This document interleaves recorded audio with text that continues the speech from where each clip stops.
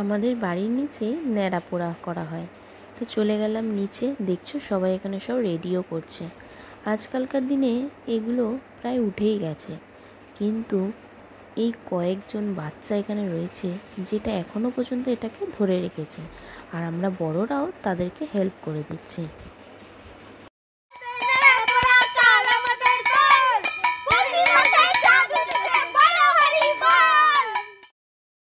আজকালকার দিনে সবাই ভুলেই গেছে এই পুরনো দিনের কথাগুলো, কিন্তু আমার এই দিনটা দেখে মনে পড়ে গেল নিজে ছোটোবেলায় কী করতাম।